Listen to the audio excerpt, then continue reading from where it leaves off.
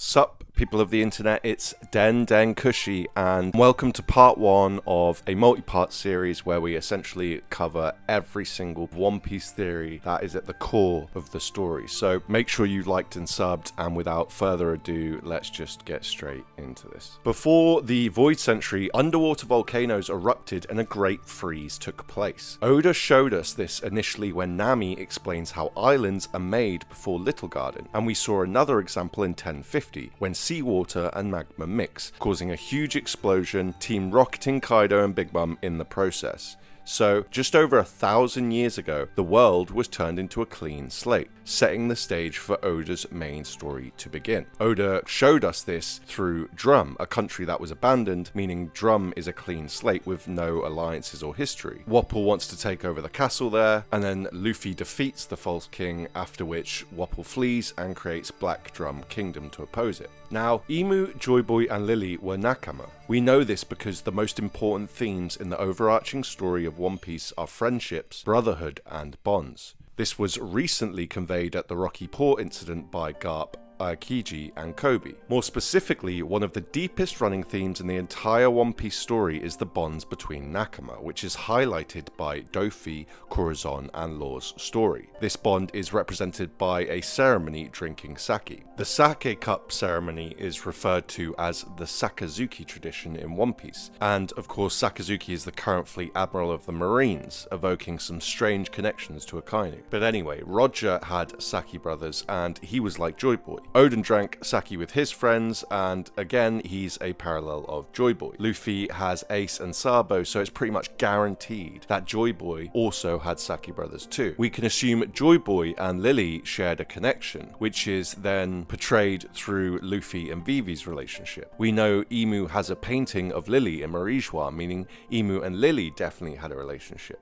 It could even be that Lily's painting is connected directly to Imu's will or life somehow, kind of mirroring what we saw when the picture frame with Carmel's picture in broke and Big Mom started regressing into Carmel's memories. Lastly, we saw Imu react strongly to the D initial from Cobra, which is tied deeply to Joy Boy and his inherited will, meaning Joy Boy and Imu share a relationship too. Additionally, Kuma's flashback was all about faith in Nika and overcoming a troubled childhood. Blackbeard highlights troubled childhoods in One Piece too, as does his former captain Whitebeard, confirmed by Marco's speech about his past. This indicates that either Joy Boy, Imu, or both were persecuted as children, and may give credence to why Imu is determined to take over the world. So Imu, Lily, and Joy Boy were nakama, but more than that, I think Joy Boy and Imu were actual blood brothers, or even brother and sister. Oda has left some pretty spicy clues by depicting sibling rivalry and conflict, particularly over the throne throughout One Piece. For example, we were told by Cobra, after Lily's disappearance, her younger brother took over the throne. Cavendish is revealed to have fled his kingdom, paving the way for his younger brother to take the throne. At Lamb's house, we see a prince that's been cast out by relatives to secure the throne for themselves. Sibling rivalry is also shown through Sanji and his brothers and sisters. There are more examples of this, but the point is Joy Boy and Imu were likely royal siblings, giving us a situation where there may have been tension over the throne. Now, despite their relationship, the two were probably very different. Perhaps Joy Boy heard tales of adventure through books and explorers, and is unruly and chaotic, kind of like Luffy, whereas Imu holds tradition in high regard and doesn't necessarily want change, but instead wants to maintain the ancient kingdom as a global power. On the other hand, Imu wants to take the opportunity to conquer the new frozen world and its peoples, which is opposed to Joy Boy, who wants to restore communities by reigniting their cultures and developing them.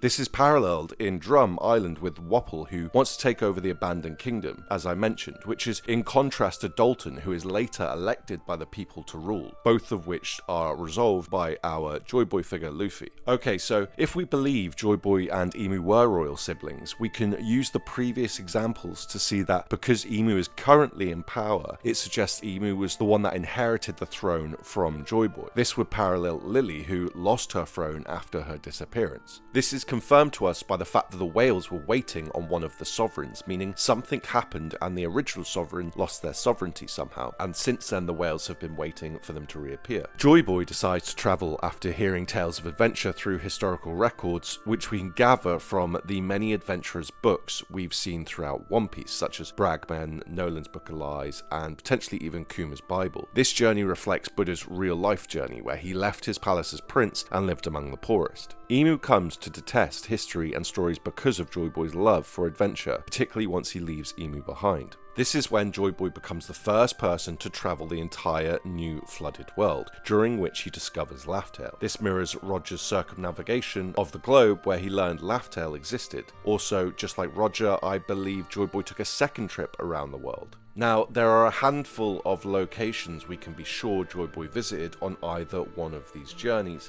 such as Elbaf and Wano. In part 2, I will detail these actual locations and Joy Boy's relationships with different cultures more specifically in more detail, but for now I'm just going to give a brief overview of some of the places he's gone and connect them. And if I've missed any, just throw them straight in the comments, thank you. We know that just before the Void Century, Joy Boy makes a promise to bring Poseidon into the sun, so that's a place that Joy Boy visited, and it likely happened on his first trip. We know that knowledge is stored at Ohara, so I think that's a pretty safe bet that it was another location on Joy Boy's first trip. Ohara connects to Joy Boy through trees, the smile many of the children have, and their penchant for wearing hats, not to mention the many theories surrounding the Nico family being related to Dragon or Roger. Joy Boy probably learnt about tree fever at some point from Skypiea, and I believe that subsequently, if he was going the other way down the Grand Line, that means he would have gone to Drum later on and cut down the trees which formed the Rockies. I think on Joy Boy's first journey as well, he probably met Binks, perhaps not on any particular island, maybe on the sea as some sort of travelling salesman, and I believe that Binks teaches Joy Boy about the streams of the world, which is how Binks' sake might have been delivered.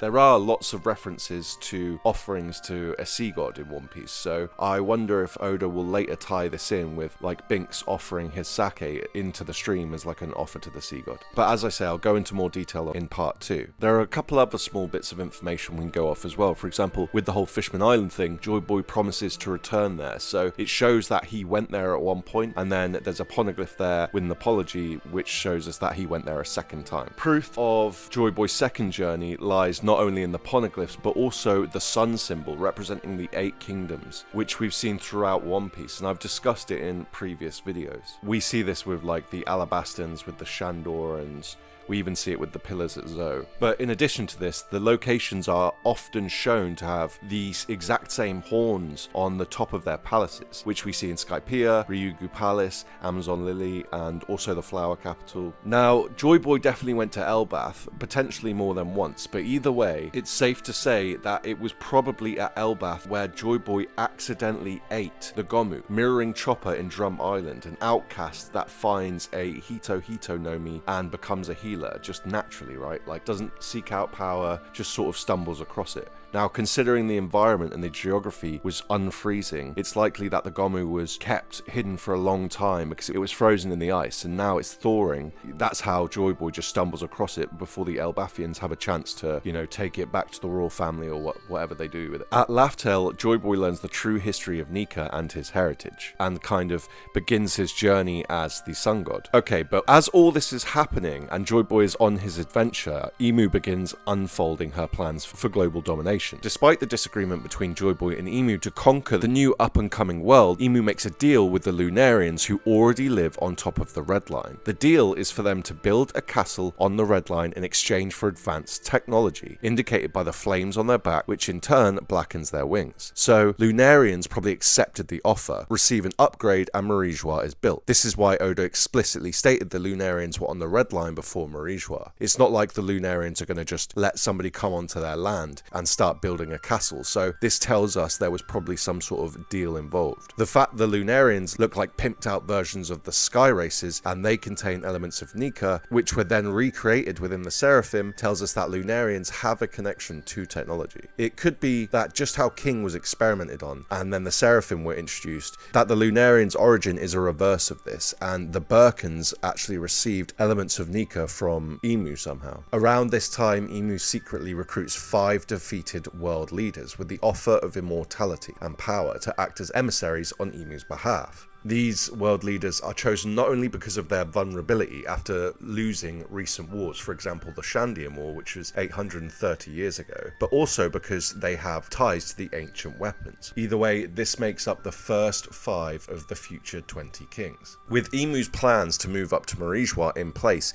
Emu then moves to take control of the ancient weapons. We learn that just before the Void Century there was a war in Shandora, as I just mentioned. I've speculated Uranus connects to Skypiea, particularly through the Shandians, and even more particularly through the young child Aza. I believe this war was a front to steal Uranus, which Emu succeeded in taking. This event will tie closely to Marcus Mars, who is clearly connected to Skypiea. Around the same period, Pluton was buried and Wano had its borders put up. This tells us that through the alliance between the Mink, Pirate and Samurai, the Shandians likely managed to get word to Wano after they were attacked, leading them to bury Pluton. So with that said, the Kurazumi was said to be in Wano 81 years ago, which seems weirdly specific to me and could be a clue that the Kurazumi were also present in a Wano conflict 810 years ago, which is just after the Shandian War, so fits perfectly. This will be revealed to connect back to Nuzjuro, another Gorosei member that represents a location where an ancient weapon comes from. Of course, I mentioned Joy Boy had at this point already been to Fishman Island and had some sort of engagement with Poseidon, and so I believe on learning Joy Boy's attempts at freeing the Noah, which we know happened early on in Joy Boy's journey, caused Impel Down to be built and Poseidon to be put inside. I'd even go as far to say it's possible Poseidon actually died within the prison, which explains why Sea Kings surround the prison to the present day. Now, the genius bit with Oda is since eating the Hito, Joy Boy can no longer be effective in water, and so cannot save Poseidon from the underwater prison. I'll go into further detail in the next video, but this suggests to me that Emu somehow tricked Joy Boy into eating the Gomu. Right, so now Emu has Uranus. Emu uses it to attack Eni's lobby, thereby framing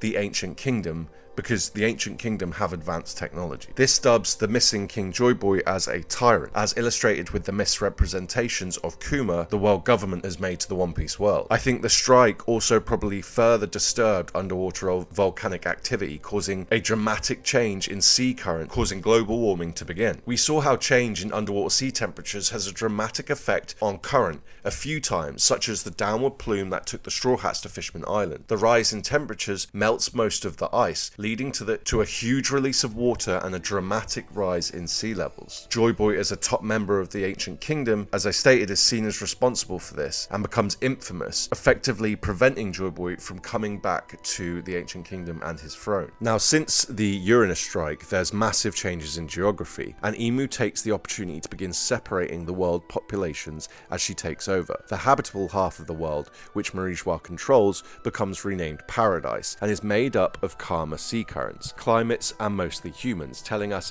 Emu shepherded the humans and allies of the world government into this half of the world. Oda symbolized this with the geography of Punk Hazard. In other words, this is when Emu coerced the rest of the 20 kings to join, paralleled by the 20 doctors at Drum that were kept in the castle. Emu does this by insisting they move to Marijwa, with the Nefertari family being the only kingdom to resist. Despite the more habitable conditions, Emu ensures the humans living in paradise cannot rise up and gain power by using high taxation, the heavenly tribute, and purges, as Oda shows us through the God Valley incident. So it was all a big trick, essentially so that Emu could force communities to fall under the world government's rule, and then Emu could effectively take control of the globe. Now, if paradise is on one side of the planet, what about the other side? Oda illustrated in the Sorbet flashback that King Bakori divided the nation down the middle and persecuted the southern region. In the flashback, we saw the wealthier and more noble families invited north, while the poor and meek are suppressed to essentially die in the south. This is mirrored during the Void Century when non-human species were forced into the other hemisphere, dubbing it the New World, conveyed through the different cultures and races there, such as minks. This side of the planet was almost uninhabitable, plagued by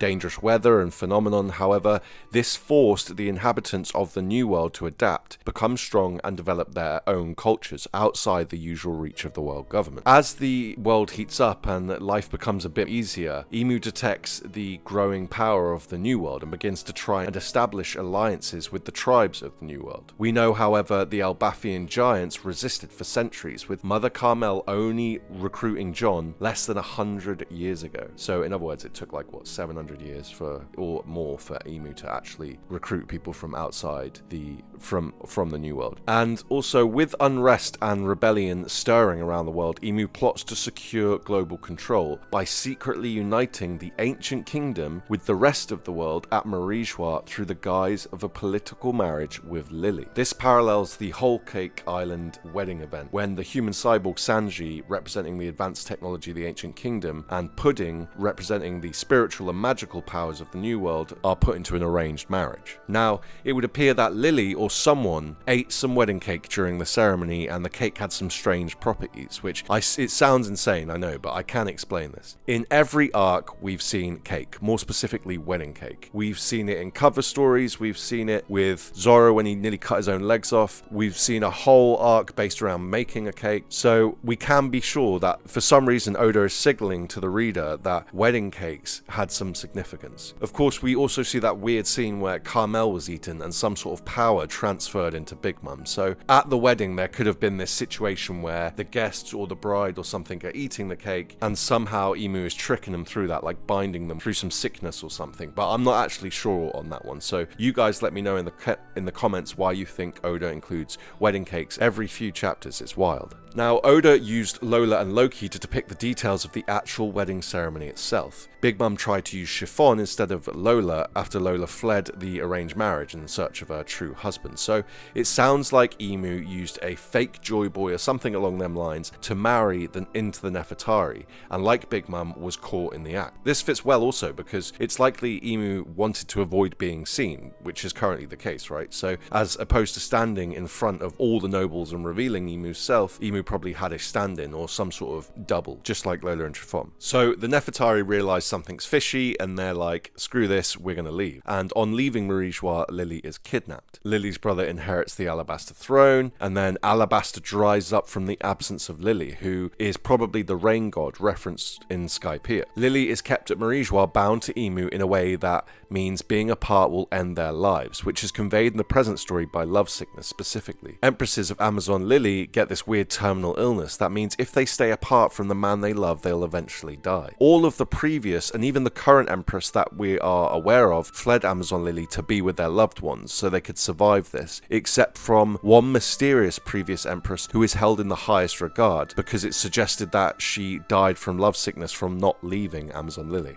I personally believe this is a direct connection to what happened with Lily, which I'll explain in a second. The illness is found on an island of exclusively females and affects only the ruling class, and the island literally contains Lily's name, which is a huge indicator we're on the right track. So Lily escapes Marijua and flees to Amazon Lily, aware of her own potential death, causing Emu to get sick from the distance. So in summary, Lily's arc ends up with her coming across a wild snake island, because snakes represent Joy Boy. She likely tamed the island and established the all-female Kuja, and banned any males from coming on the island in order to protect the women from Emu's pursuit. Now, on learning of Lily's disappearance, Joy Boy is pissed and returns to Marijua to confront Emu. Joy Boy learns that Emu is terminally ill, and that Lily will also die unless Emu is healed due to the lovesickness that binds them both. Joy Boy is thus forced to help Emu, and begins another journey around the world for a cure. This is reflected by Hirulik's journey to the west, where he discovered a cure for the heart that involved the sakura trees we saw throughout the story. After this, he returned to Drum and resolved himself to creating the ultimate cure, which came in the form of sacrificing himself to reignite the flame of the Sakura Kingdom.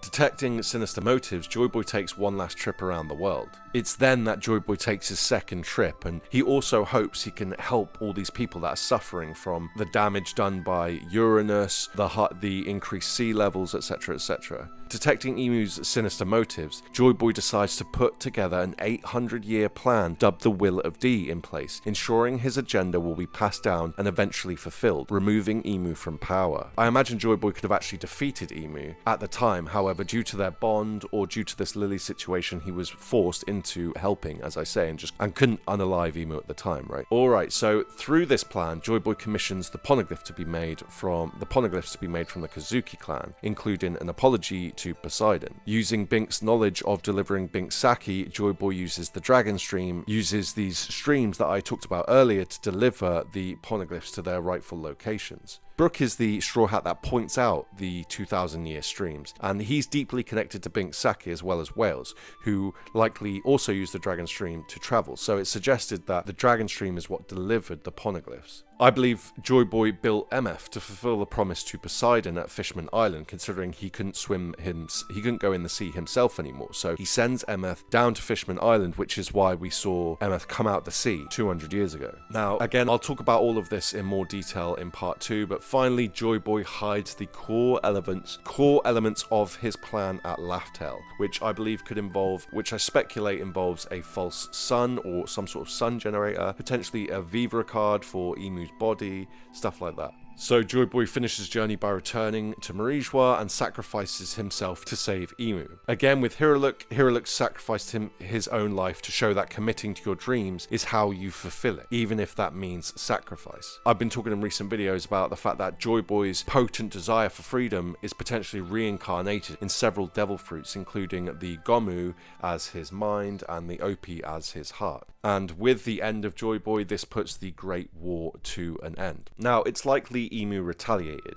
I think Emu discovered Joy Boy had left a failsafe at Raftel and planned to build the 4 bridges that will reach the location where Emu believes Raftel will appear again. Furthermore, to hide the fact that Emu had manipulated the entire war, Emu then hides and purges any remnants of her own history, the history of the ancient kingdom, Joy Boy's history, which is mirrored by the purge for Ace when he was born, which shows that the world government does not mess around when it comes to purging, as I say, because they essentially, did all that stuff with all the babies, and Rouge had to withhold her pregnancy supernaturally to allow Ace to survive. Now, it could also be that Emu did this to fulfill Emu's interpretation of the Nika myth and gained god status, foreshadowed by Enel. Of course, we know Emu made a portrait of Lily, which is likely to preserve her will, and in the next part I'll talk about the relationship between Emu and Lily more and how Lily comes into this whole equation. So there you have it. That is the culmination of the ancient feud, I believe. Emu and Joy Boy both have a power to influence humanity, and Emu manifests this through manipulation, whereas Joy Boy contrasts this by controlling people through truth and freedom, which is kind of like the opposite of controlling somebody, right? So this is why Emu sees Joy Boy and Nika's legacy as a threat, and is ultimately why Nika becomes Joy Boy's inspiration and Emu's weakness. Something else I'll talk about in the next part is humanity, and about how bonds are specifically stated in the story to grow through emotions, an aspect of humanity Odin often highlights, for example with Garp's love punch and Sanji's love kick. The relationship between these three and their agendas is what ultimately leads to the 8th century grudge match between Marijois and the remnants of the ancient kingdom, or aka the D-clan. So Joy Boy definitely had Saki brothers, and I believe that Oda kind of encapsulated Joy Boy's humanity with this, whereas the betrayal of the Saki brothers will be what encapsulates Emu. So anyway, sorry for rambling on at the end. Part 2 will probably be out in a week or two. There's 14 projects on their way. I think there's 6 that are pretty much finished. You'll see them all scheduled, so make sure you sub for that. Make sure you do something nice for someone today. Buy somebody a coffee, drop me a message on Discord, or become a member if you want discount on merch, all that jazz. You guys have a good rest of your week. Much love and toodle pip. At the center of the One Piece world sits a throne. The throne lies inside a room in Marijois, potentially in the Phantom Room discussed by Marijois guards. This is the throne of the King of the World. It is big enough to seat a large-sized person around 2 or 3 times the size of a normal human, as we saw in chapter 1084, which is similar to the straw hat in the Marijois cellar. The kingdoms under the world government pledge at the reverie to not take the throne for themselves. If someone were to sit in that seat, the person would become the king of the world. However, if the king chooses not to sit on that throne and be free instead, then it becomes a symbol of peace to all the kings of the world, without any one person in control, and they become equal. This means the king is the freest person in the world. As far as the public are concerned, no one sits on the throne, highlighted by its real name, the empty throne, as we saw in the scene with Stelly. That said, if someone was to sit on the throne, it appears it can't just be anybody. Doflamingo pretty much confirmed this in Dressrosa. The Don Quixote family parallels the story of Emu as we see depicted with these 2 panels. Doflamingo is a special character because of his background at Marijois as a celestial dragon. This seems to have given Dofi access to some secrets of the true history, indicated by his speech where he reveals he knows what the Marijois treasure is. He reveals that the national treasure of Marijois is in fact Imu's current body, and that someone was also once made immortal. When Dofi speaks to Law in chapter 761, Dofi says that if he had Law's devil fruit, he could have used the switching power to attain the national treasure of Marijois. Initially, Dofi only alludes to a power of the Opiopi, but his following quote confirms it to be the switching ability, when he moves on to talk about a different Opi ability, which he states is the immortality surgery. So why would switching bodies mean Dofi could get the treasure? Well, firstly, it means that a certain body is needed, meaning Imu's current body is likely not his own. This just so happens to fit the fact that Imu has a weird voice, male pronouns and a feminine stature, which we saw in particularly when the hand crossed out Lalesia on the map. Considering all of Lily Nefertari's connections to Imu we've seen so far, we can assume that the body that Imu switched with was Lily's. Oda might embody all this quite neatly with the crown that Imu's wearing, because when we saw a panel of Lily hundreds of years ago, there was a speech bubble that covered the top of her head, which I believe intentionally was covering the crown. And now we've seen the Den Den Mushi, we know that, like, you know, when it takes Imu's form, it takes that long crown form, so it's a part of her form. But anyway, the main driving force behind our protagonist, Luffy, is his dream, and dreams are one of the main themes of the story. This leads me to believe that, similar to Tower of God, the throne may have the ability to fulfill the sovereign's dreams, considering the importance dreams play in the overarching story. Luffy hinted this when the Straw Hats questioned his dream after Wano, and he replied, maybe it's possible for the Pirate King. Finally, in previous videos I've discussed Vivi's interesting relationship with ancient weapons, so perhaps the throne also gives Imu the ability to use the weapons we saw at Lalesia. Considering Lily's mysterious disappearance after visiting Marijois 800 years ago, we can assume that it's Lily's body that Imu was interested in, as I mentioned. So why can Lily's body sit on the throne? The most likely reason is that she is one of the two sovereigns. The name sovereign suggests royalty and an entitlement to a throne. As a descendant of Lily, we saw Vivi kidnapped by Cypherpole for some unknown reason, and soon after we saw a painting of Lily in Marijois. In chapter 907, Imu was holding the picture of Vivi, again highlighting Vivi's importance, all of which tells us that Vivi is the reincarnation of Lily's sovereignty. The two sovereigns were only explicitly mentioned once, which was in Fishman Island, where the two Sea Kings say the whales will be happy about the arrival of the new sovereign. Of course, Joy Boy connects to whales, for example in his debut panel, which then suggests to us that Joy Boy's incarnation is the other sovereign.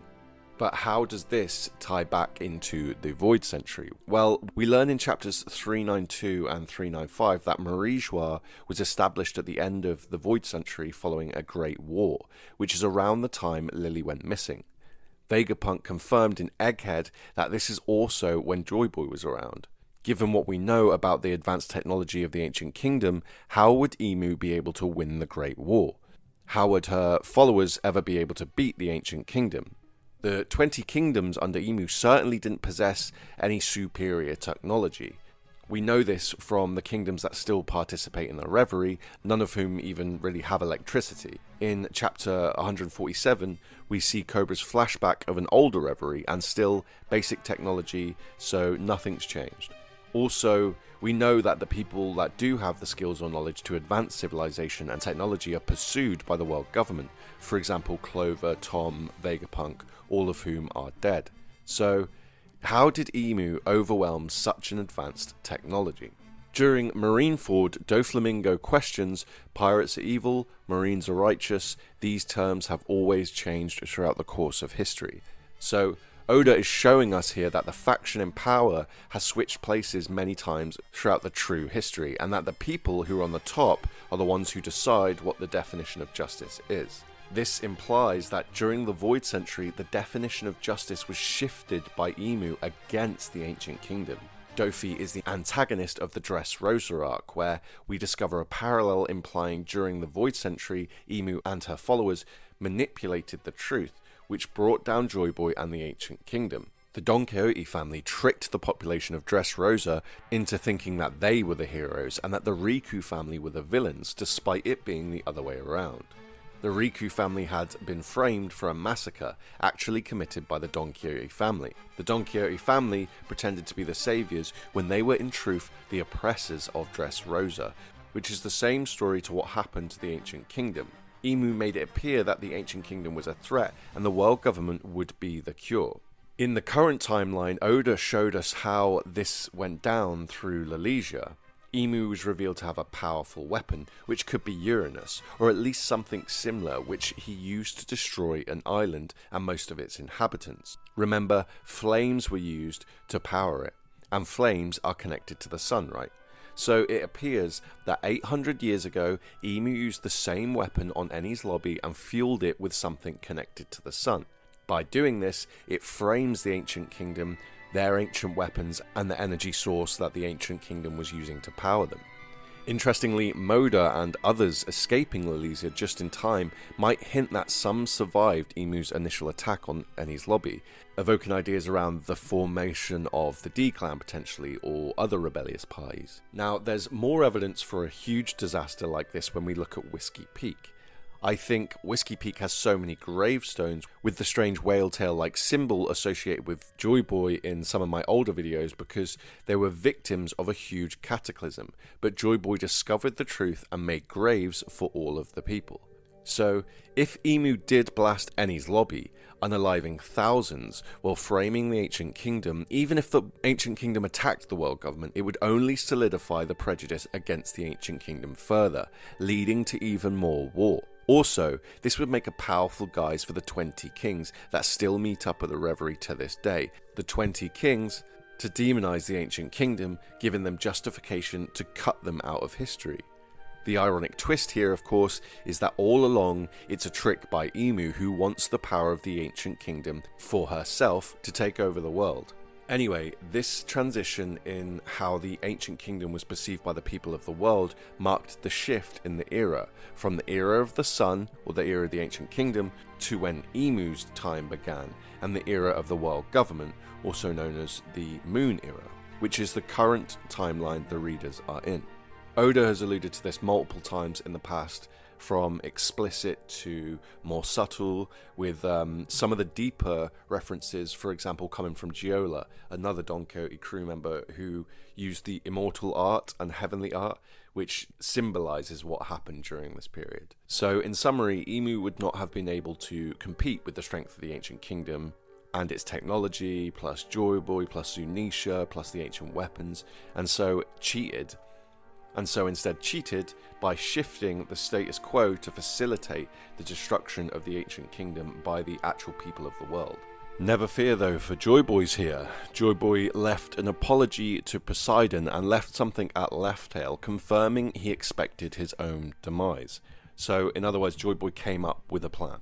We know this from the Will of D, introduced by Kureha on Drum Island, as in the Drums of Liberation Island. Now, if Joy Boy is an avatar of the sun, then we already know that part of the plan is going to involve sacrifice, because that's how sun symbology works. Oda has shown this to us many times before as well. Roger was like Joy Boy and he sacrificed his head to spread the myth of the One Piece globally, and also by doing this his crew was not pursued in the same way that they would have been if Roger was still alive, which we can tell with Crocus and Rayleigh living in at least relative peace. Odin also paralleled Joy Boy, and again he sacrificed his life and kept his crew alive just for them to fulfill his will decades later. Shanks didn't sacrifice his life, well not yet, but he sacrificed his arm on a bet. This bet was a hope he'd placed on a future Joy Boy, symbolised by Shanks giving Luffy the straw hat. So, do we not think it's likely that Joy Boy made a similar sacrifice to place a bet on an 800-year plan? At the end of Egghead, we saw Joy Boy give his haki to Emeth in a flashback. This indicates that if Joy Boy knew he was going to sacrifice himself, then he might have given other parts of himself away as well. It makes sense Joy Boy took precautions to ensure his dream would be inherited, particularly considering it actually worked, and we literally see Luffy fulfilling Joy Boy's will over the course of the story. So what other examples can we see of Joy Boy's power being given away? Again, in Egghead, we saw Kuma receive the Hands of Liberation. Now, it might seem a little odd to give your hand away, but think about the classic pirate image. Hook-handed pirates specifically. We see a hook hand in Vivi's fight against Crocodile, and the hook is what colour, by the way? Gold, as in the City of Gold, Country of Gold, Gold D. Roger Gold. Continuing the pirate theme, perhaps Joy Boy gave a leg away, giving him the peg leg. This parallels Zeph and Sanji's flashback. It could also be that Joy Boy sacrificed his eye, giving him the pirate patch, which, believe it or not, might tie to Django because of the heart shape, which I'll touch on in a minute. Luffy's Gomu Gomu no Mi looks like a brain with a spine for a stem, tying to the pineal gland, and it grants the ability to realise your imagination. So the Gomu might be tied to Joy Boy's mind or consciousness. I'd personally wager Joy Boy split himself into 7 parts, which would be a hand, a leg, his mind, his heart, an eye, his haki, and even potentially his rhythm through music, etc. Something I've always found funny is the idea that Joy Boy had a southbird instead of a parrot on his shoulder, but anywho, let's get back to the spice. I think Joy Boy's last sacrifice was his heart. Law has the heart-shaped Opi no Mi, and he is in the Heart Pirates. He's also a surgeon, and another healer in the story is Hiruluk, whose backstory is also about a sickness of the heart. Corazon means heart in Spanish. Django can influence people with his heart-shaped eyes as well. The drums of liberation are the rhythm of Luffy's heartbeat in Gear 5. And there was this notable scene where Luffy's heart restarted with Gear 5, which we also saw paralleled with Enel's heart massage technique. But let's tie this back into the Opi no Mi. The Opi becomes even more relevant when we consider that Doflamingo parallels Emu. Dofi's plan was that his brother Corazon consumes the Opi no Mi and sacrifices himself for his sibling to make him immortal. The same is true for Emu, that his sibling probably sacrificed himself and granted Emu immortal life. However, remember, fruits can have wills of their own, so I doubt Oda will let it be the case that you can just force someone to perform the surgery, and even if they did, it's a surgery, meaning the patient's life would still be in the surgeon's hands. In other words, someone probably had to give their life willingly. So, who was this close to Emu?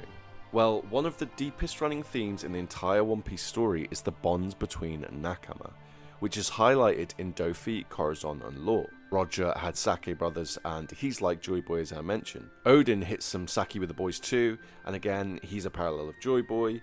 Luffy has Ace and Sabo as his Sake brothers, so there's another example. All of this makes it pretty clear that the nakama and sake cup motif plays a pretty major role in Joy Boy's story. I think it's likely Joy Boy and Emu were Sake brothers, but I also think Lily could have been in that trio as well, as we see all the time in One Piece. Think like Obito, Kakashi, and Rin from Naruto, right? After all, Emu did have a painting of Lily and keeps Joy Boy's hat as a keepsake. Evidence also includes groups like the Monster Trio, Roger Garp and Sebek, and the idea that a captain has 2 wings. Now, Luffy's treasure is his straw hat. Luffy puts Nami in his straw hat by putting it on her head. This is because, although they're not blood related, Luffy considers Nami nakama, telling us Luffy's nakama is super important to him. This is further suggested in the panel where Joy Boy talks to Emeth, Zunisha's reaction to the drums of liberation, and Toki's adoration for Odin. I mentioned Joy Boy has a deep connection to whales. Whitebeard's ship is a whale, and what's most important to him is his family, even though they're not blood related. In other words, nakama. Besides Nami, what was the only other thing Luffy thinks is important enough to go into his straw hat? It was Ace's Viva card, which embodies the connection between Luffy and his Sake brother Ace. Now, we know there's something physical at Raftel, right? It's not just going to be a bond between brothers, for example, which Oda confirmed for us. It can't be Joy Boy's straw hat because assumably that's the one that's in Marijois. Well, What if, just like Luffy, Joy Boy carried a Vivara card of his brother in his straw hat? It could be that the treasure at Raftel is actually Imu's Vivara card, which is why Roger and his crew left, because they didn't understand it necessarily. And I know this sounds a little wild, but there is some very interesting evidence that points in this direction. If it's true though, then why would a Vivara card directing us to Imu be important if Imu is always in Marijois anyway? Well, two reasons. Firstly, the Vivara card would be proof of Imu's continued existence, seeing as Vivara cards disappear when the connected person dies. Not only this, but what do we know about Imu's body? It's not your average male One Piece body, despite the male pronouns being used, suggesting there may be some body switching going on, as many people think. In other words, the Vivara card doesn't point to Marijois because that's Lily's body. Instead, it points to Imu Nerona's true body, wherever that may be hidden. A cover page featuring Robin as Sleeping Beauty evokes this image pretty directly. Now, an 800-year-old body is surely going to be completely decomposed, right? So why would the Vivara card still be intact? Well, Oda actually showed us exactly why. It's because of the hair. Just like Dax says with his afro piece, it all comes down to the hair. Brook has an afro despite being completely decomposed. Hair and nails are made from keratin and dead skin, and they still exist on Brook's body, suggesting if we wanted to, we could make a Vivara card for Brook, aka a person whose body is dead. This is because even though Brook's body is dead and decayed, his fruit allows his will to continue on. All this tells us that even if Imu's body was destroyed, decayed, or just aged, we could still make a Vivara card if Imu's will lives on. If Joy Boy was planning to use the immortal surgery on Imu, then it makes complete sense that Joy Boy knew he was going to die, but that there was a way to beat Imu. So, if Joy Boy made a Vivara card of his Sake brother and left it at Raftel, this gives our Straw Hats a way to find the real body and destroy it once and for all, perhaps putting an end to Imu's will. It doesn't end there though. What if Imu discovered Joy Boy's plan? This is exactly why I believe Imu erases history. Why does Imu want a big painting of Lily in her house? It's so Lily isn't forgotten, maintaining her will and not letting it disappear. Why does Imu try to make the world forget Joy Boy? Well, to erase his will from existence, which is a direct parallel to level 6 of Impel Down, and the same reason why Doflamingo is in there. Additionally, it's confirmed in Wano the Gorosei know about Nika, and that they haven't been able to find the fruit in 800 years, suggesting they've been looking for it. Again, we also see this with the Gomu's bounty being one of the highest in the world, all of which shows Imu wanted to suppress Joy Boy's return. Obviously, this bit's kind of a little bit strange because we did see that Cypherpole had managed to find the Gomu and get it. So I'm not sure if that's just a little oversight from Oda or if that comes into play later, but I guess we'll find out. Now, after Imu becomes immortal and Joy Boy is sacrificed, the Moon Era begins. The ones who are deemed undesirables as Dragon States are being thrown away like trash, and this is what is wrong in the One Piece world that Imu has created. I've covered this in great detail at this point, particularly surrounding orphans that have been shown to be displaced by war. This is the Moon Era. The sun, as in S-U-N or S-O-N, is lost, you could say. Oda demonstrated this through Lamb's House and exploitation of the orphans there. However, we also see children being turned into giants, children in slavery, and children sick from pollution. Lambs or sheep are a symbol that Oda uses quite often, for example in the Dressrosa arc with Law's little sister, Lammy. There are also some cool cover pages that touch on these themes very subtly and symbolically too. In contrast to these shitty childhoods, we see strong positive parental figures through surrogates such as Dadan, Rayleigh, and Garb. In the era of the Dawn, however, it might be that parents look after their own children, which could be echoed by Makino, who seems to have married Shanks off-panel and had a baby with him. Additionally though, this global dilemma is accompanied by another problem that plagues the world. The world has forgotten too much truth. Oda embodies this with Sugar's Devil Fruit, which in effect cuts people out of history so everyone forgets that person ever existed. This is the very same thing that has occurred during the Void Century and the modus operandi of the world government, which extinguishes any light when it flares up too bright. We saw this with Roger's name being changed, the deaths of people who researched the Void Century, and the biggest bounties being placed on the Gomu and the Opi Opi. But in the words of one of Oda's favourite bands, here comes the sun, which in this case is Luffy. By combining Luffy's natural characteristics with the Nika fruit, Luffy possesses a notable ability to rally allies to his side everywhere he goes, which Dracula Mihawk describes as the most dangerous ability in the world. We see Oda represent this with geography as well, so as opposed to separating lands, Luffy will bring lands together by the end of the story. Luffy will expose the truth to the entire world, as Luffy did in Dressrosa with the Riku family. Dressrosa also had the birdcage among the big earthy rocks that form the border, tying nicely as a parallel to the controlled environment of Marijois that sits on the Red Line. Furthermore, we see a field of sunflowers, which shows us that the environment in Dressrosa is connected to the sun and is signifying its return. Luffy was born on Dawn Island, which of course references the dawn of the sun, and it goes without saying that he has the sun god fruit as well. Similar to Luffy's design, at times Nika bears a resemblance to a monkey. Sun Wukong, who is the main character of the Journey to the West, one of the most famous Chinese stories that inspired many series including One Piece, plays a big role here. You've no doubt encountered this character in many forms before. The most well-known example would be probably Dragon Ball Z with Goku, who is a monkey. Luffy's name is Monkey, and he starts his journey in the East Blue, travels to the west on a ship that is the Going Merry. A detail many people probably haven't picked up on is the fact that Sun Wukong has an extendable staff as his main weapon, and Oda, shows this with Luffy through his stretch abilities, through, for example, his punches, right? He's extending arms. Now, the return of the sun is not something the world government wants, as it means they lose control. Who's Who is evidence of this, as he was made to disappear after failing his mission of escorting the Gomu Gomu no Mi. It's possible, though, that just from being around the Gomu, Who's Who got the conviction to free himself from Impel Down, with a little encouragement from the yet unrevealed prison guard who told Who's Who the myth of Nika the Liberator. Now, what happens to Emu at the end of One Piece? If we stick to the Dofi parallel, it might be that Emu gets frozen by someone right before she puts an end to someone else. I'm referring specifically to the scene where Kuzan froze Dofi just before he finished off Smoker. After that, Kuzan says some ominous line to Smoker about how he's still the same person, implying Smoker knows the true Kuzan, which to me indicates they're Saki brothers. After Kuzan freezes Dofi, his first line is, "He is my friend," echoing the whole Saki brother thing.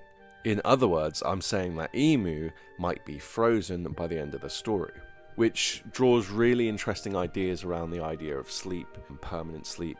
Blackbeard, for example, never sleeps. So, you probably can't dream when you're frozen, but you are preserved. It's an interesting idea. So if you've got any thoughts on that, drop them in the comments or jump in the Discord and let me know. And of course, it would also mirror the fact that Joy Boy Straw Hat is currently frozen in Marijois.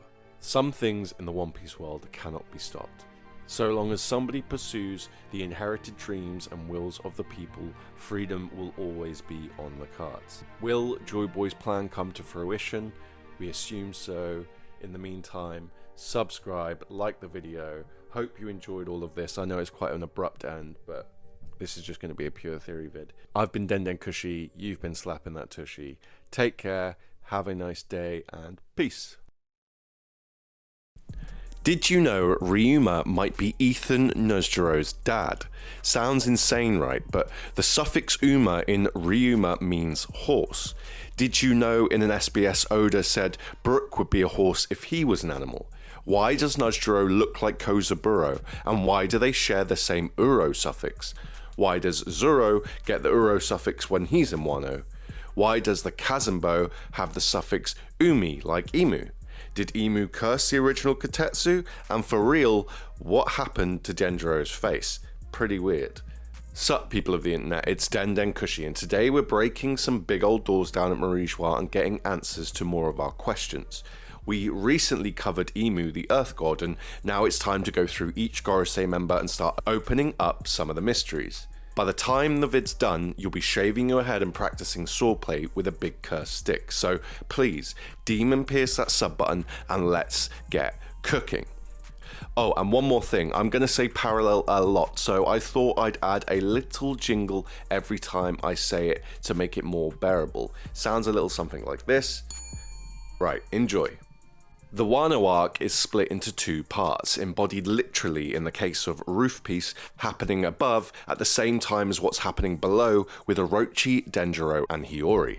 The grander part of the arc is the rivalry between Kaido and Luffy and their destiny to become Joy Boy.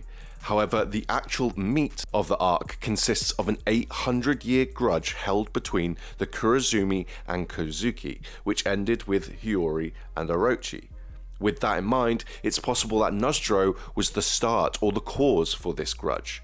This ultimately all comes to a head through the machinations of Higurashi, who firstly tells Kaido to go to Wano, and later tells Orochi to take power and avenge his clan, and we all know Higurashi is a parallel of Imu. So, Bachelor number 1 of this super sick new series is the bald-headed beauty himself. We have Ethan Baron Venus Nozdro, or so says the narrator. He looks more like a Shimatsuki Katetsu to me, but we'll get there eventually, do not worry. Anywho, like all the other members of the Gorosei, little detail is given to us in the story about Nozdro's character. That said, with a deeper dive into characters such as Denjiro, who as his former identity Kiyoshiro looks similar to Nozdro, and Kozaburo, who also shares a resemblance, we can deduce some pretty dark truths and start unfolding what really happened 800 years ago in the country of gold.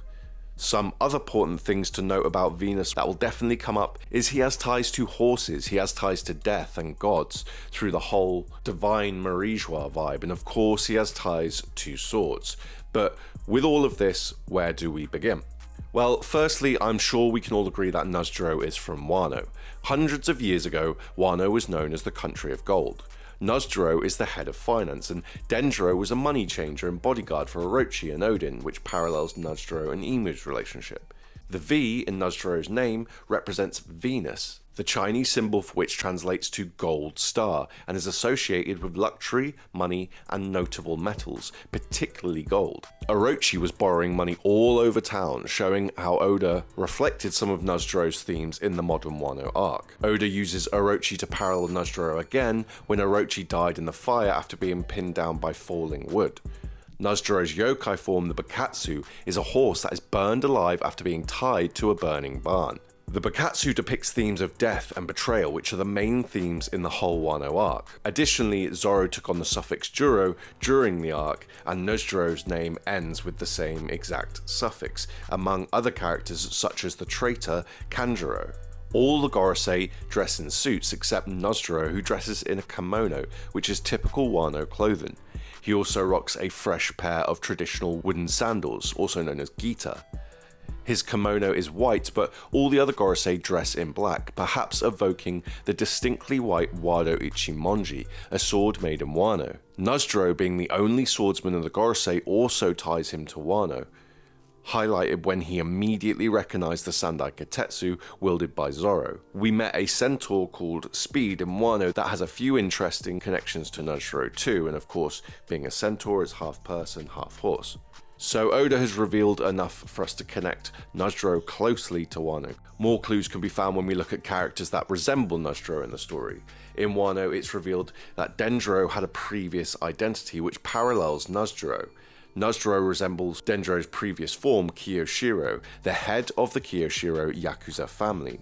Note, the Kiyoshiro family isn't actually a blood family, but instead is a criminal organization, meaning we don't have explicit confirmation on Denjiro's actual clan. Denjiro went through a painful traumatic transformation, which is indicative of a yokai. Notably, Denjiro's face depicted the majority of that transformation, particularly seen in his eyes, and we see something similar in Imu's face in a couple of scenes. Although not identical, the suffix of both Denjiro and Nozdro share an interesting connection. The suffix Jiro means second son, whereas Juro means 10th son. Weirdly enough, Denjiro's previous name, Kiyoshiro, is super similar to Kushiro, another Wano native that looks very similar to both characters.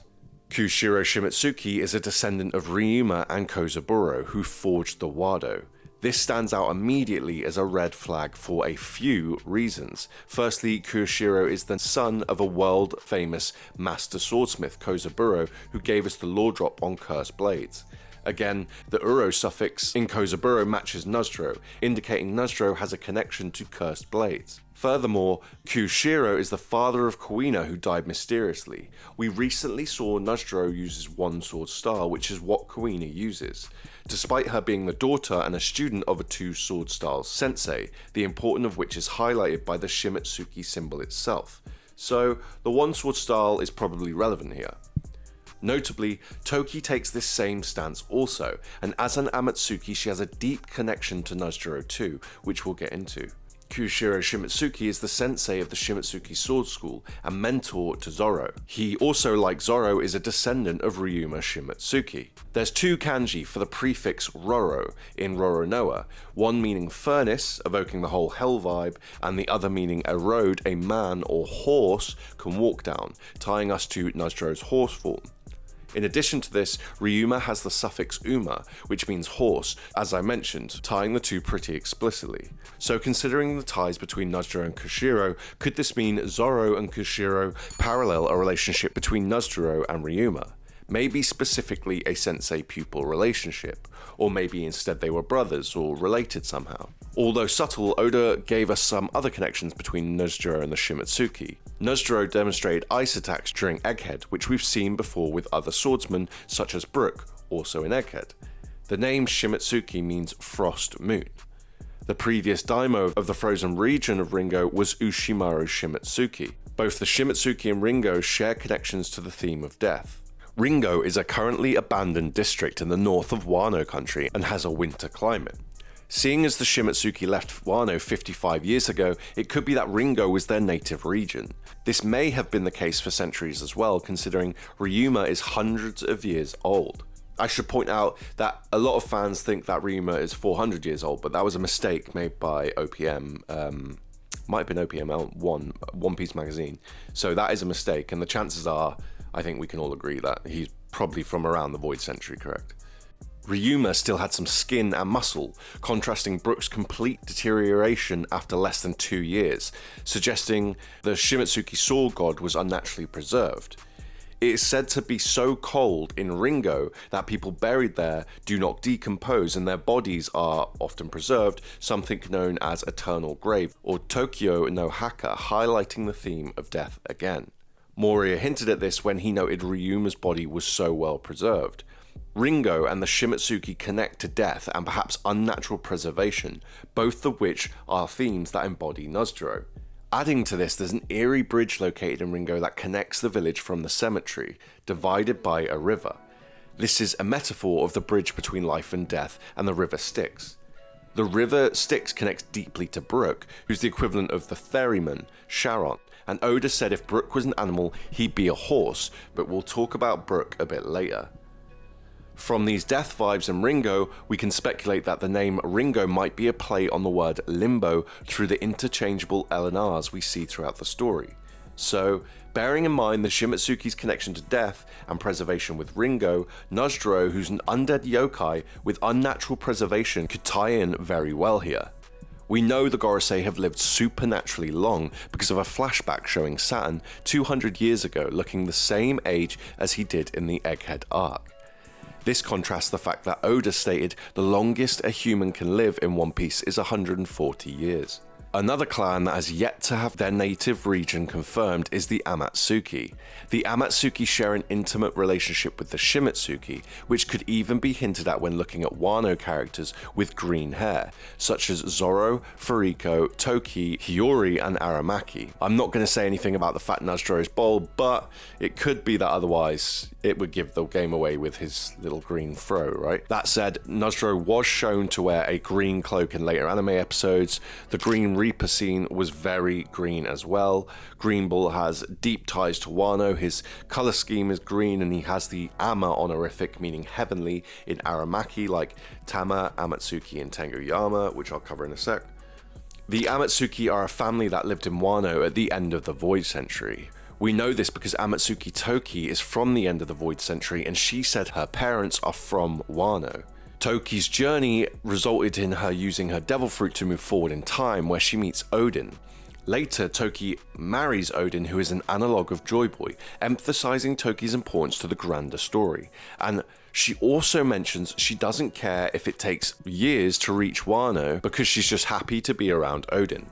This tells us Toki had some familiarity or relationship with the OG Joy Boy back in her original time zone. From this, we can gather that around 800 years ago, for some reason, Toki was displaced from Wano, which is why she's trying to get back. This echoes many other young children in the story and their quest to reunite with their parents, such as Bonnie or Usopp, and even Whitebeard, who Marco explained was displaced because of war.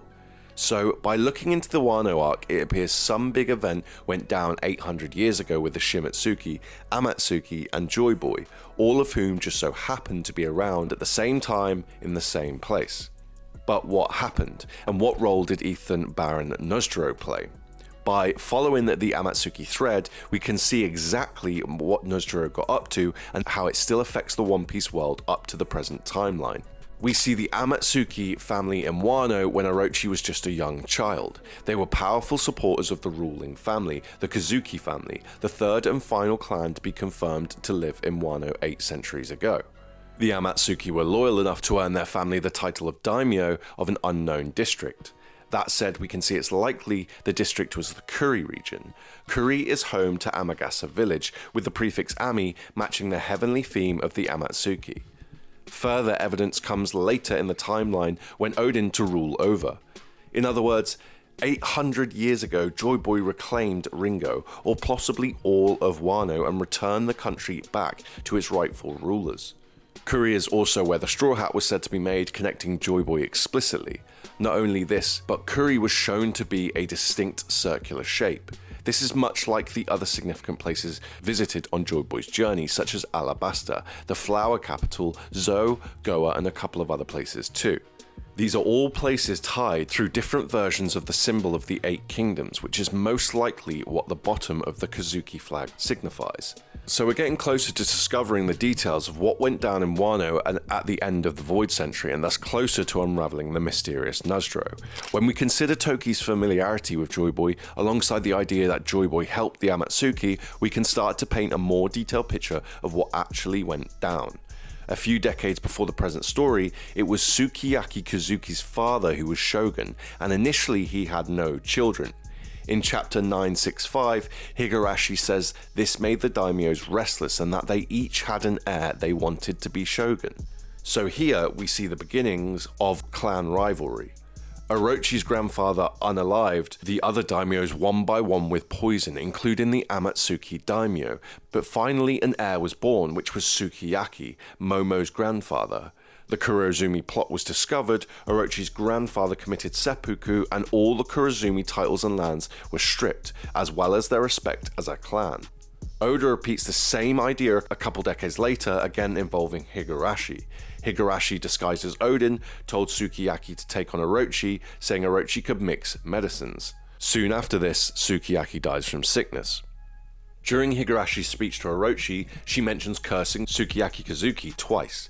Orochi's final words were that the kurazumi will eternally curse the land of Wano. Kanjuro Kurazumi was a traitor with a deep hatred for the Kozuki, and on his death he summoned a weird Kazumbo curse. Higurashi, somebody who's been manipulating these conflicts, is also a Kurazumi. So here we have more hints towards civil unrest and rivalry between clans, which is implied to have been caused by the villainous Kurazumi's poison, betrayal, and treachery. Seeing as the Kurazumi have a distinct rivalry with the Kozuki, it suggests alongside the Shimotsuki and the Amatsuki, the Kozuki were also involved in the events that happened at the end of the Void Century.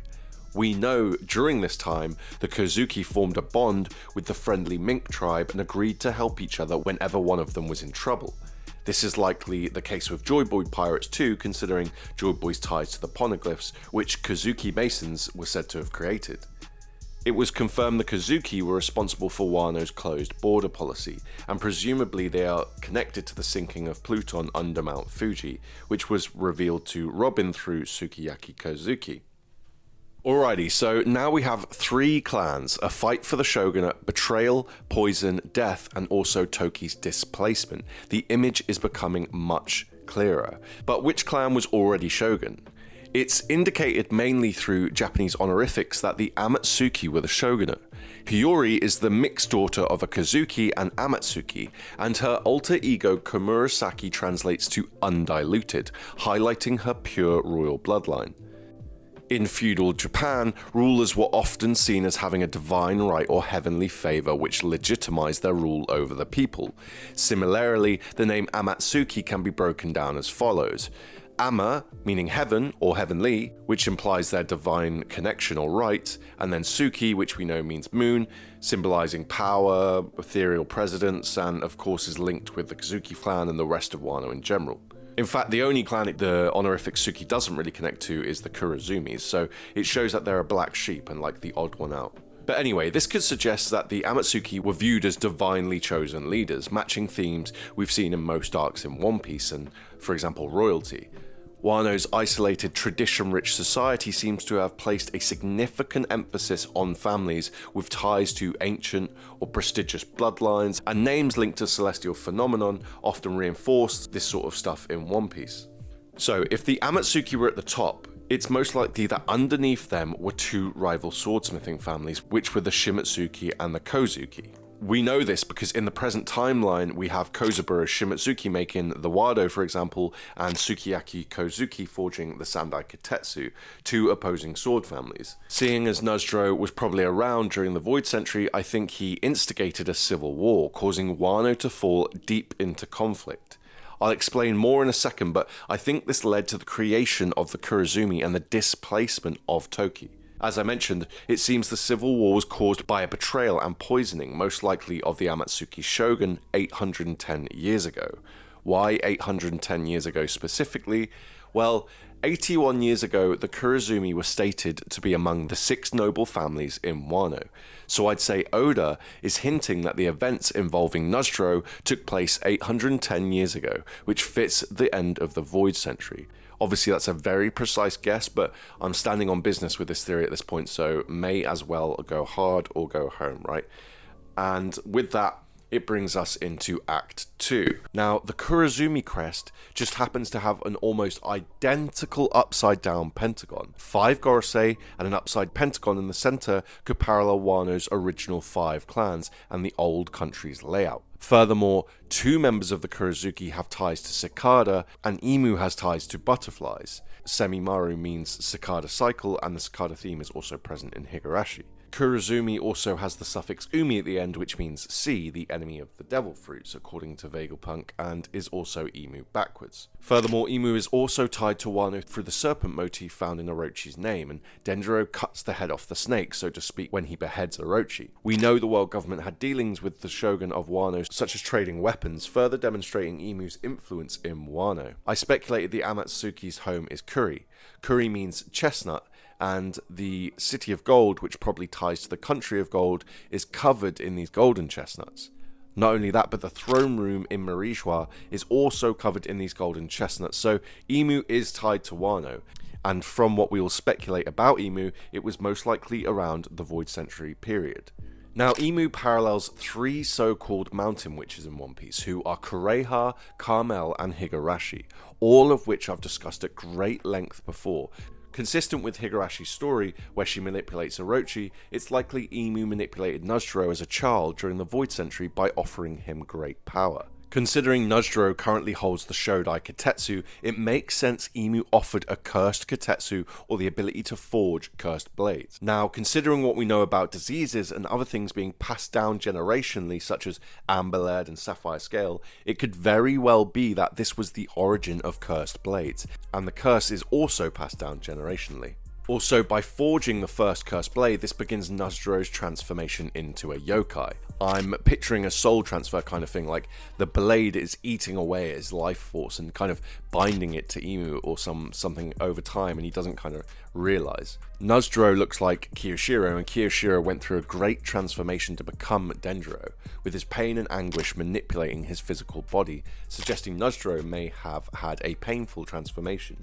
This transformation might have been foreshadowed by Oda with Cavendish and Hakuba, with Hakuba's transformation potentially involving his sword, Durandal, which looks very similar to Imu's sword. Durandal means hard or unyielding, and we see Cavendish telling Durandal, "You should know to obey my orders," while he's with Robin, kind of pushing this idea further. But anyway, through the curse, I'm guessing Imu manipulates Nozdro to grow fearful or paranoid of the other clans. Shutting himself away, where he starts forging blades, was probably a result of this, which Oda later depicts in the current timeline through Tenguyama.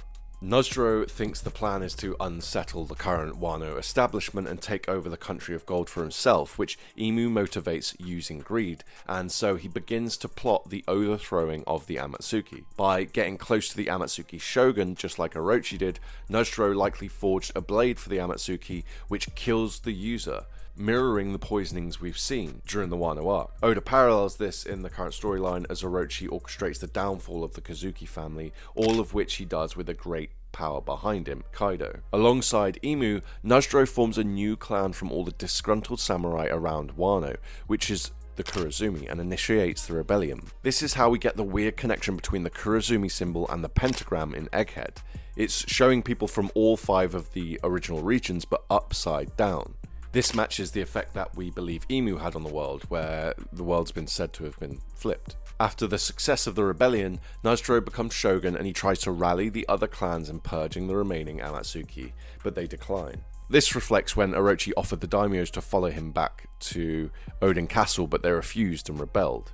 The rebellion is finally resisted by the remaining Amatsuki, Kazuki, and Shimitsuki alongside rogue samurai, pirates, and mink allies, all of whom would be led by Ryuma, Joy Boy, and either Pedro or Inarashi's ancestor.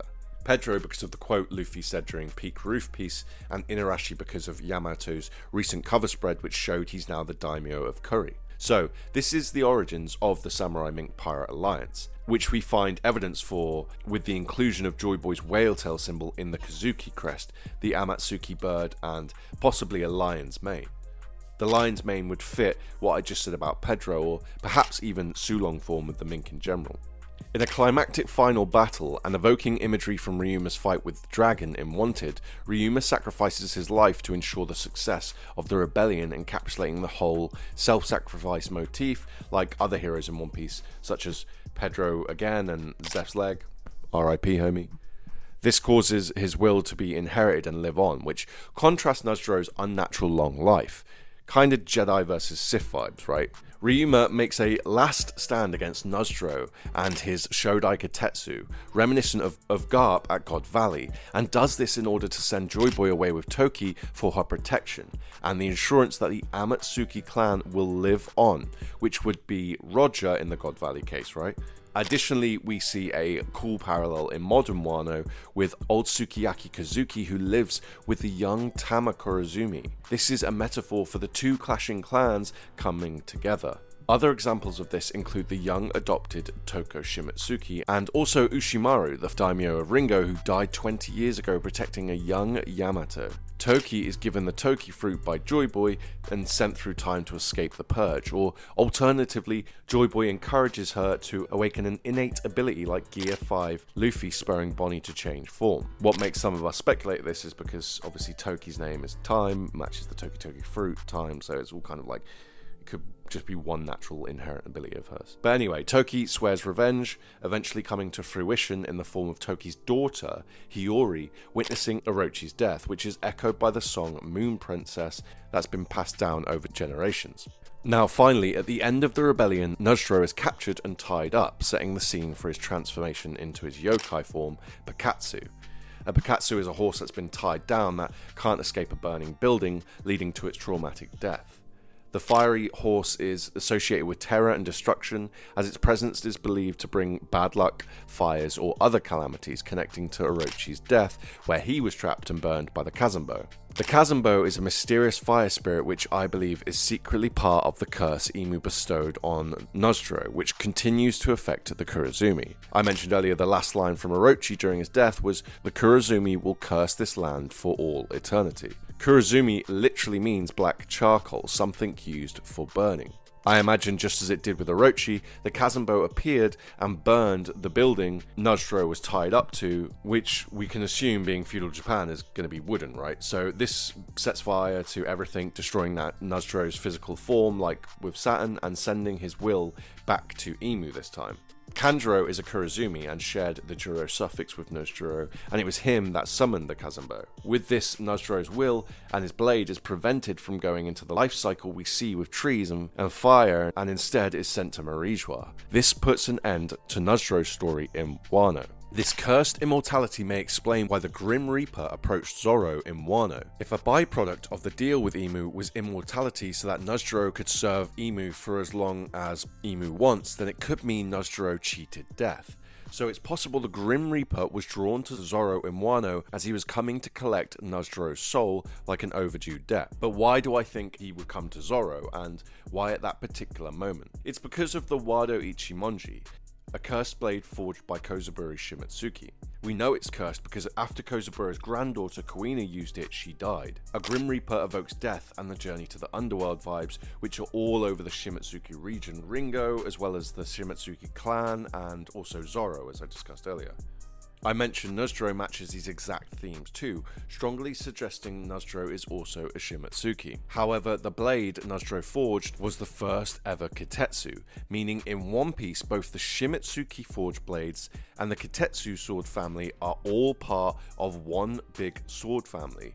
Pretty smooth, Oda. So this would be embodied by Nozdro's real name, which would be Shimatsuki, because we know he's got all these titles of the Shimatsuki, and Kitetsu, which was the name of the person that forged the first cursed blade. So this could imply that Nozdro was Ryuma's son, something that's highlighted throughout the story, for example with Cobra, Vivi, Kira's Rebecca, Big Mum and her bajillion children. Or it could mean that they're siblings, tying to the Muramasa sword myth, which I'll get into in a bit. So Zoro is lying there after he took that big hit and he's pretty much dying, and he's approached by the Grim Reaper because the Grim Reaper suspects that he is actually Nozdro.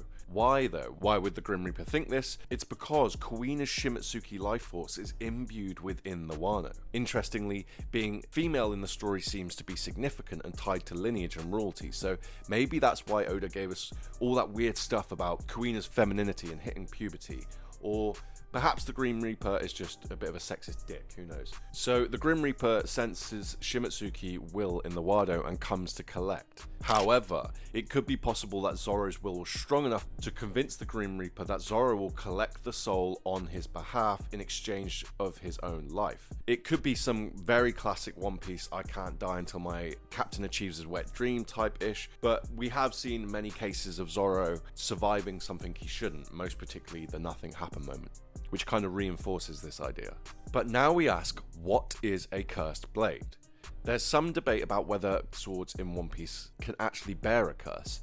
This is because Master Swordsmith Kozaburo denied curses exist, but despite Kozaburo's speech, there's plenty of evidence to suggest otherwise. For example, when Zoro found Sandai Kitetsu, the shopkeeper said it was cursed because the people who wield it die.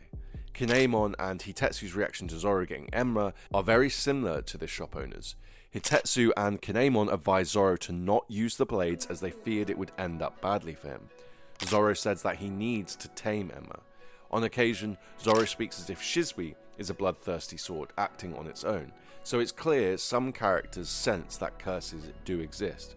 In both cases though, Zoro ended up proving his conviction was up to the task and received Enma, much like how he was given Shizui by the shopkeeper for free. So if swords might harm their owner, why would someone use one?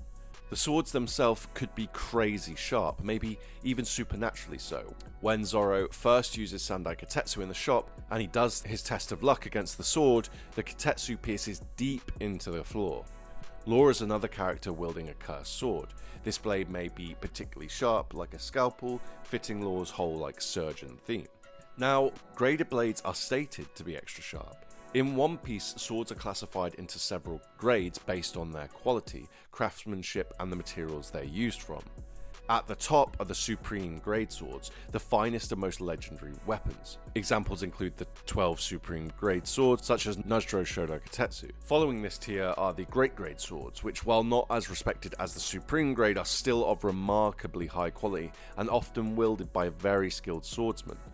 Below these are normal grade swords, which are of average quality and commonly used by regular fighters without possessing any special properties. Finally, the quality grade swords sit at the lower end, often mass produced or of a lesser craftsmanship. Now, very importantly, we learned in chapter 955 that should a swordsman turn their sword into a black blade, then the grade would increase in rank, but this is very rare. Now, Nozuro's Shodai Katetsu is already the highest rank.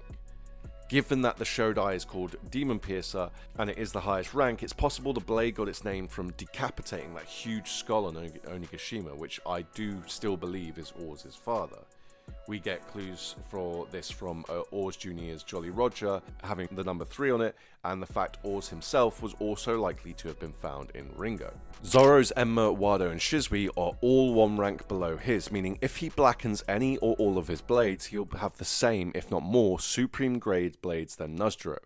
The Wado Ichimonji is one of the most powerful of the 21 great swords in the One Piece world, and is currently held by Zoro. It's the only one of Zoro's blades that managed to block Yoro without being split into two. Additionally, the Wado Ichimonji is the only sword that Zoro has had throughout the entire story. Another power of Zoro's we've seen throughout the entire story is his Azura form, possibly suggesting the Azura form is in fact a product of the Wado Ichimonji. The term Azura references enemies of the god, which is what we hear the D clan referred to as, indicating the ability is demonic and ties to the will of D. The Wado Ichimonji is a Shimitsuki forged blade. Ryuma even showed concern that his Shisui wouldn't last against the Wado, highlighting how powerful it would be, and also drawing a deeper connection between Zoro's Kitetsu and the Shimitsuki forged Wado. Sukiyaki tells us Enma is known as the sword that can split the earth down to hell, and in chapter 955 we see by using the Wado it's easier for Zoro to wield Enma because they're made by the same person, implying Zoro will have the potential to split the world down to hell. Of course, hell is where Sabo said the Gorosei were. Notably, the Nidai Katetsu, the one below the Shodai, would also be a supreme grade if it was blackened, and the Sundai Katetsu, we're supposed to believe is just a standard grade sword, which is very unlikely. So in other words, if Zoro can blacken either of the Katetsu blades, they would be on par with the Shodai, which is what Nozuro has. Okay, now according to Sabo's statement, Nozuro currently sits at the top of the world in hell. Ryuma's epithet is king, and Zoro's character surrounds the King of Hell motif, implying Zoro is poised to become the new King of Hell. This also ties deeper to Ryuma, who was known as the Sword God, contrasting the hellish imagery we see around the Gorosei. Now, although the Kozuki are now shogun, the grudge match between the Kurazumi, Kozuki, Amatsuki, and Shimitsuki will come to a close through Zoro's final fight with Nozuro. Wano is strongly influenced by the Muramasa and Masamune mythos. The Muramasa sword family refers to the legendary blades renowned for their exceptional sharpness and cutting ability, but are also said to carry a curse that drives their wielders to madness or violence. In folklore, Muramasa swords are seen as bloodthirsty and destructive, symbolizing uncontrollable aggression. The Masamune sword family is often considered the Muramasa's rival, and are famed for their beauty, craftsmanship, and spiritual purity. In contrast to the violent reputation of Muramasa swords, Masamune blades are viewed as peaceful and wise, symbolizing restraint and protection. In essence, Muramasa swords represent raw power and bloodlust. Masamune swords symbolize serenity, wisdom, and the protection of the innocent. The rival between the two families we see in absolutely tons of mythology, and embodies the dichotomy between yin and yang. So we can already see some pretty similar vibes to Cursed Blades in One Piece, such as Whiskey Peak when Zoro tells the Shodai, "You're a troublemaker, a sword is only supposed to cut what its master wants," suggesting that the Kitetsu family is the Muramasa family, the dangerous one. And of course, this whole idea is embodied by the Kurazumi versus the Kozuki, right? The light versus the dark, and how there's elements of both inside each faction, which gives us the traitors. However, for this 800-year grudge to finally come to an end, the individual elements all have to line up before Zoro and Nozuro beef. By this, I mean both characters need to have a particular set of swords. So let's take a stab at who's going to be using which blades. So we'll start with the Sandai Katetsu, which is the most modern Katetsu and was forged by Tenguyama Hitetsu. The character Tenguyama is revealed to actually be Kozuki Sukiyaki. Now, ten in Tenguyama means heavenly, and he from Hitetsu means fly. So we see kind of more positive heavenly imagery here, particularly as best girl Hiyori shares the same prefix. So I'm giving the Sandai to Zoro, because Zoro's on the side of the gods. Zoro gave the Sandai Katetsu a chance to kill him, but it didn't. It instead chose him. It was found in a bargain bin, which means it's very explicitly underrated and could be revealed to be a supreme grade blade like the Shodai or one below like the Nidai, meaning, as I mentioned, if Zoro blackens it, then he's going to be on par with Nozuro's blade grades. Next we have Enma, which is the god of hell who judges right and wrong after a human dies and falls to hell. Nozuro sits in hell in Marijois, deciding right from wrong and who to cleanse, so I think Nozuro uses Enma in the final fight. The Wado Ichimonji connects to the Asura form, I strongly believe, which is the enemies of the gods, so I'm going to give this one to Nozuro too, which might surprise some people to hear, but I'll explain why in a second. So that means 2 of Zoro's blades he has currently would be going to Nozuro, leaving him with empty slots to fill. Now this is where you put on your sun cream and your sunglasses, because we are about to absolutely cook this theory into the stratosphere right now. I spoke about Wado and the Asura, right? And it could be that Nozuro might actually take the Asura form, which also could imply that Zoro would take a crazy final form. Like I said, what happened in the scene with the Grim Reaper? Nothing.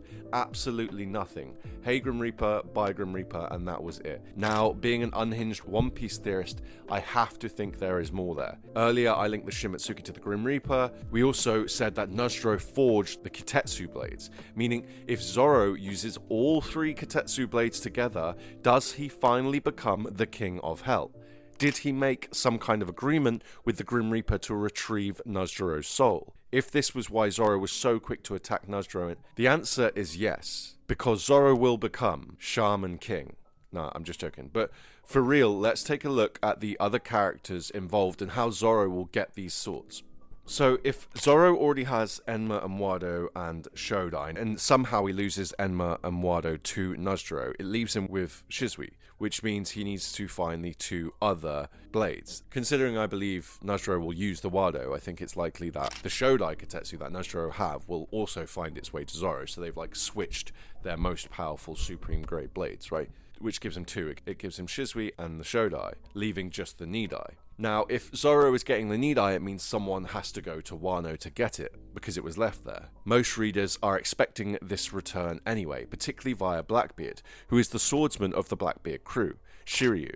His current blade, Ryo, is half white and half red, potentially being a reference to Nozuro with the white and the blood of the Muramasa blades being red. And there's tons of other ties between Shiryu and what we've been talking about in this whole video.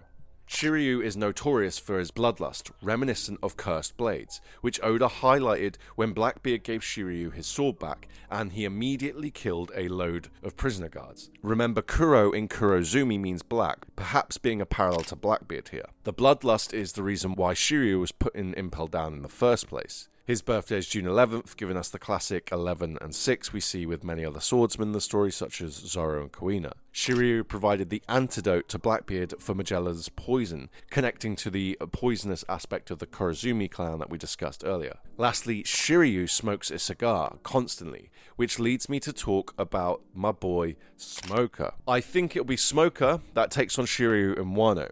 Why do I think this?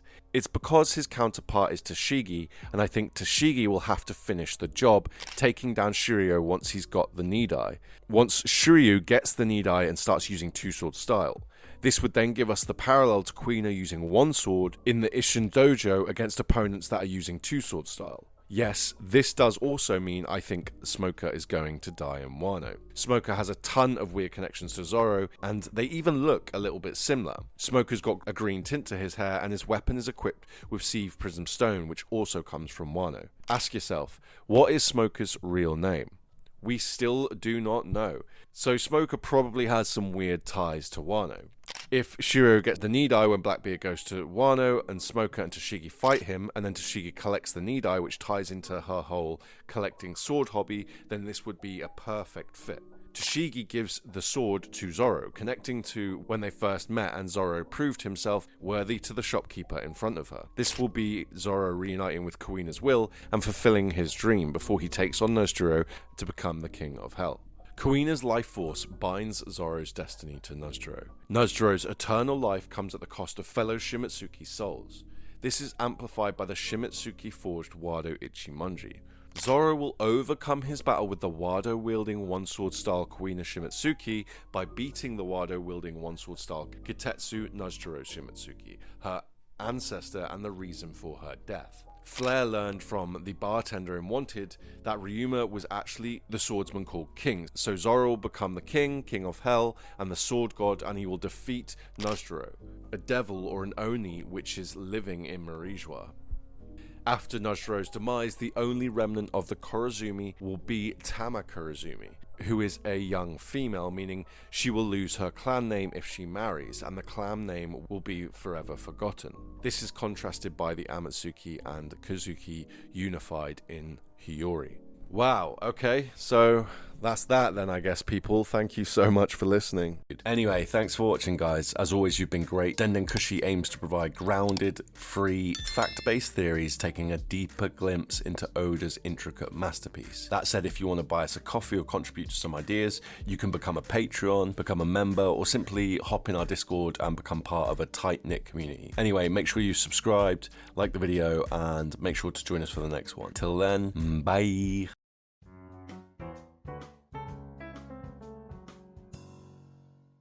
In the pre-time skip of One Piece, there was about 3 on-screen deaths, but in the post-time skip of One Piece, we have had about 10.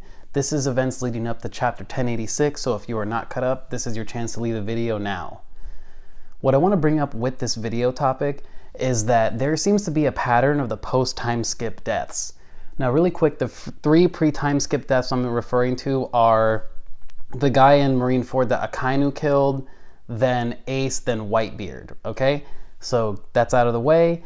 Now in the post-time skip, we've had quite a few character deaths, seemingly at a pattern too. Virgo and Monet, and then Pedro, then Ashura and Izo, and then Big Mom and Kaido. After which, with the current events, we have potentially Kid, and I guess Big Mom and Kaido can be potential as well, and then T-Bone, and now Don Quixote Mulesguard. And the thing about Don Quixote Mulesguard dying is that this is a pretty significant death, in my opinion, because this character was not only on a redemption arc and getting his second chance, but he wasn't even safe on his own home turf. And I think this is what Oda is trying to let us know, is that, you know, whether or not there is an actual like good, bad, good, bad for the pattern of death, there is something larger at work here, which genuinely I think Oda is telling us not to get too attached to certain characters, and if you are attached, get ready for some heartbreak. For example, Don Quixote Mulesguard dying really hurt me, and I didn't expect it to hurt me. It wasn't something that I was like extremely broken up over, but I sat down and pondered it with the new translation of the current chapter. The man he had executed was Don Quixote Mulesguard. And then, you know, he says, when St. Figulin Garland says, when you stand up for subhuman scum, you sink even lower. I got really mad at that. And just watching him sit there smugly on his chair with that weird line underneath him, which made me think he probably has a devil fruit power of some sort, I felt not betrayed, but I felt like this guy needs an ass whooping. The amount of characters dying at this point is now getting scary. It's been 4 chapters since T-Bone's death was revealed.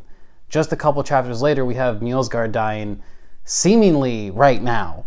I don't know if this was a trial or if he was immediately executed, so this is a death in the past tense, but since the reveal that T-Bone was executed because of the Cross Guild's bounty taken out on his head, and now we have Mulesguard dying, Oda is definitely sending us another death soon. I don't think that this is going to be the same One Piece that we've known and love anymore, and I'm here for it.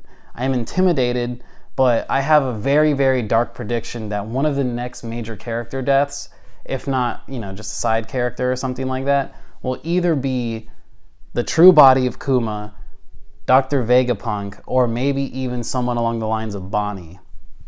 Oh, you know what? Are Basil Hawkins and X Drake dead? Is that confirmed yet? I'm wondering, honestly, because then that would kind of mess my count up, but only by 1 or 2, right? But I think Oda definitely has something cooking. Another character death on the precipice, like just to shock us with. And I don't know if it's going to be a bad guy. I don't know if it's going to be a good guy. I just know it's going to be someone, and it's going to be someone soon. My prediction for sure is another character death will happen within the next 10 chapters.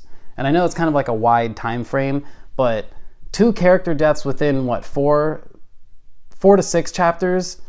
That's wild. That is almost like super timely and unheard of for Oda, right?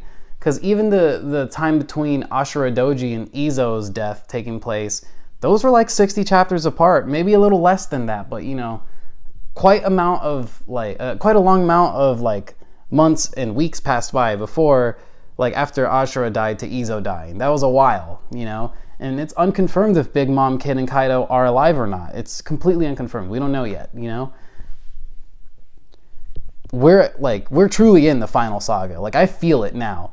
All these reveals, all these new characters, all these new character reveals, this is major. We're getting information about Imu. We know the Gorosei's names now. We are understanding that weapon used to take out Lelucia Kingdom was either a type of invention from Dr. Vegapunk or an improvement of Vegapunk on the ancient weapon Uranus. I don't think it's that because of the way Saint Imu spoke about the weapon itself. They just mentioned, hey, get Vegapunk's weapon ready, But it makes me wonder if they know how the ancient weapons work, and this is why that machine was then invented. Mark my words. Very soon another character will die. And I don't know if it's, like I said, I don't know if it's a good or a bad guy, but we can take some bets, right? We have Seraphim heading to fight the Cross Guild. We have Blackbeard with his hands everywhere. He beat the bricks off of Law, sent him packing. He's in the ocean somewhere, right? We have Blackbeard approaching Egghead, and it's most likely Katarina Devon and Lafitte, and that is a combination of 2 people that I wish to never meet. They're the 2 scariest members of Blackbeard's crew as far as I'm concerned, because those 2 look the most bloodthirsty, honestly. Next to Vasco Shot, he is creepy as hell. Great character design, though. And finally, we have Blackbeard's crew at Hachinosu fighting who? Garp and his friends of the Sword Crew. This is what I'm nervous about. Is this the next character death, Oda? Are you gonna kill Garp soon? Because I need to know. Because I won't be ready for that. You're teasing us. Here's the pattern. A Marine member, a celestial dragon, people that Garp does not like, having turned his life around. That makes 2 for 2, Oda. That's 2 celestial dragons that changed their ways and got punished almost immediately for it. A lot is going to have to take place for the world to change in One Piece. I get that, but damn. To be a celestial dragon is to just be truly evil, because the minute you turn good, you're dying. And that's freaky to me. The world government has a stranglehold on the morality of the people living in the Red Line. And it's freaky. You have to be a bad person, and if you're a good person and you change ways and you go live in the world of regular people, we've seen what happens, right? And I guess that actually makes 3 celestial dragons to die and be good people, right? Because Corazon as well. Maybe Garp really is the next person to die. And honestly, if that happens, I think I won't even be able to not cry in the reaction video I would make for that, because Garp is genuinely, I want to say, on a tier of people I love in One Piece, he's number 4. And the other 3 people are just really, really well-deserved characters, That's another video for another time, but I'm genuinely scared right now for the future of the lives of our beloved One Piece characters, because Oda is no longer playing games. He's no longer messing around, and with the reveal of 2 back-to-back deaths of pretty major characters. T-Bone was pretty side, right? He was a side character, but you know he had potential in the future upcoming war. So the fact that Oda had him offed and the way he had him offed, like literally off-screen offed, that's wild to me. Because he was a named character with a pretty good showing against Zoro, and not only that, but he had a strong moral compass. He was a good guy. He was a genuinely good Marine. Turn around to Don Quixote Mulesguard. He was a bad dude for a long period of time until he met Princess Otohime. Find it crazy that a fish man, well, a mermaid, right? Or was she a fish woman or a mermaid? She has to be a mermaid, right? A mermaid saved Don Quixote Mulesguard's life, and he gave his life in return to save her daughter. That is wild to me. It is tragic. I don't know what's happened to Leo and Sai. I really hope they got off of Mary Joie before anything happened to them, because that picture of Mulesguard being dead like that it hurt me. Like, when the spoilers first came out, they said he was planned to be executed, and then when the official translation came out, it said the man he had executed, and just seeing him like hung on the cross like that, it reminded me of Yasui, who's another character who died and genuinely burned me. I didn't name him in the list of deaths because I genuinely forgot to, but the minute I said that list earlier, I knew he was one of the people I forgot, but I didn't want to derail myself. But Yasui's death on that cross, the way he went down, blew me away. It was one of the most painful scenes to watch and read. Reading it hurt more, obviously, because then I watched it later, but watching it was just as brutal and rough and terrifying, you know? To die with a smile on your face like that was just, like, I know we've seen it with the D-Clan members, but we got to give props to him because he died straight up dancing, and thinking about it now gives me chills. So that's pretty much been the video. The death of another character is on the rise. Who will it be? Not entirely sure. This was a little rant that I had bubbling in my head all day, and I just had to say it on camera. And thank you for watching if you made it this far. As always, I love my community. You guys have a good night, okay?